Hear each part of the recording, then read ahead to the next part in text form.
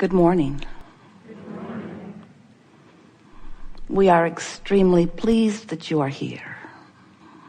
It is good to come together for the purpose of co-creating. Do you agree? Yes. You are knowing what you are wanting. You are knowing why you are here. Not just here, but here. You like being the creator of your own reality. Do you? You like mixing it up with one another, coming to greater and greater clarity about what you want, who you are. You like defining who you are. We like it when you define who you are, because in your defining who you are, you're actually defining much more than that. You are leading edge creators. And since we are all in this together, what you become, we become, yes? Have you ever felt negative emotion? Yes. Really? You know what that is? That's you having experienced something, usually a lot of somethings, that causes you to become more than you were before you experienced it.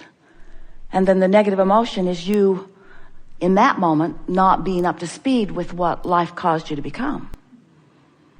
And some of you have been hearing us say these kinds of things to you in a variety of ways for a long time, haven't you? You've been around a while, many of you. And today, we want to help you to understand it more clearly than ever before. So you're standing, wherever you're standing, doing whatever you're doing, with whoever it is you're doing it with, thinking whatever thoughts you're thinking about the past or the present or the future. And as you are doing that, you are offering a vibration that we are forevermore going to call your grid. It's your point of attraction. This is what I got going on right now. So the question is, what I got going on right now, is it a match to what's in my vortex? If it is, I'm flying high and feeling good. Or is it a mismatch? I'm feeling ornery, overwhelmed, even depressed about it. Your emotions are letting you know how well you, as you stand here creating this point of attraction, what are you doing about it? Are you a match to what you want? Are you on your journey to where you want to be? Or are you stalled out because you've got resistant thoughts that have got you in a tug of war that is preventing you from having what you want, you see? And so now you have decided consciously that you're going to do your best, as best you can. No perfect records are ever required. To create a grid that allows more and more, hear this, of what's in the vortex to flow to you.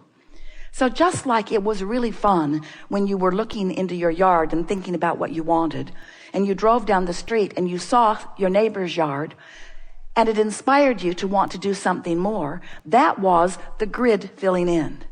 And just like you saw it and then you felt inspired one Saturday morning to get up and drag somebody who didn't want to go with you over to gather up the things, and you took them back, you made a few trips because the more you looked, the more you found, the more you found, the more you wanted, and you brought all that home, and then you spent the afternoon planting it and the satisfaction that you felt. So that was grid filling in, grid filling in, grid filling in. But you had your hands already in it. In other words, that was grid filling in, and you in many ways sort of filling it in. It's easy to take action to fill that grid in. But you've gotten carried away in believing that it is the action that fills it in. And we want to help you to understand that it is not the action that is filling your grid in. It's the mindset. It's the attitude. It's the mood. It's the way you feel. It's what you've been doing with your thoughts. We want you to know that by preparing your grid, by going as general as you need to go to feel good, that you will raise the frequency of where you stand higher and higher and higher and higher and higher until it will mesh with the frequency of what's in your vortex, what's already been assembled, all of those cooperative components assembled vibrationally. And now they will begin to flow into your experience. We want you to salivate at the idea of molding that clay. That's the clay we want you to think of molding just for a while. Hold off in going to the nursery and getting the flowers. Hold off in doing the action things. Hold off just a little bit and try to achieve more satisfaction in molding the vibrational clay. When you wake up, if you're ornery, go back to bed, really. Meditate if you can. Quiet your mind. Do something that pleases you. Do anything you can, any moment that you can. When you realize that you've got some negative emotion going on, do anything and everything you can to soothe it. Give your undivided attention to your grid, to what you've got going on vibrationally, and begin to watch what happens. As you begin to move through your day, seas will part. Now, most of you are not trying to move out into the ocean, and so maybe that's not the best analogy. But obstacles will get out of your way. Traffic will be friendlier to you. The people that are helping you will be more helpful to you. You'll find fewer and fewer resistant and ornery people in your way, sort of in the way and presenting themselves in a way to give you that knee-jerk reaction. And as you begin to notice how your life begins to flesh out with all of these things that feel better and better and better to you, and it's going to happen to you because you couldn't have listened as attentively as you have for these minutes that we've been talking without changing your vibration. So for sure, you're going to see some of these things happening in the days and hours that are following. But as those things begin to flesh out, as you stop and acknowledge, this is as a direct result of the improvement in my vibration. In other words, this is me molding the clay. This is me doing the creative work. This is me being the deliberate creator of my own reality. This is me deliberately affecting the vibration of my grid. This is me deliberately offering thoughts that make me feel a certain way. This is me catching myself in the middle of a thought that does not serve me. This is me. This is me. This is me molding the clay. This is me at the center of my universe. This is me at the center of a cooperative universe. This is me watching all things around me, feeling in around me. This is me, the center of the universe. This is me dictating to all moving forces and all things that exist. This is me saying, this is what I prefer, and this is who I am, and this is what I get. This is me in my worthiest state of being. This is me allowing the blessedness that is me to exhibit it in manifested form. This is me on my way to more and more manifestations, but this is me getting to take credit for the smoothing of the traffic. This is me getting to take credit for the high-flying feeling that I have. This is me. This is me, the creator of my own reality, molding the clay. That's the way you're supposed to feel. That's what you came to experience. Not one of you said, I'll go forth and suffer myself into advantage. Not one of you said, I'll go forth and teach others a lesson. I'll make them understand how really bad they are. I'll make them get off the barn. I'll do it. I'll make them get off the barn, and I'll make them get off the barn. And I'll make rules that never allow them to get on the barn again. I'll make movies. I'll make movies to show how dangerous barns are. And I'll get them in every classroom in the nation, in the world. I want all children to know how dangerous barns are. I do.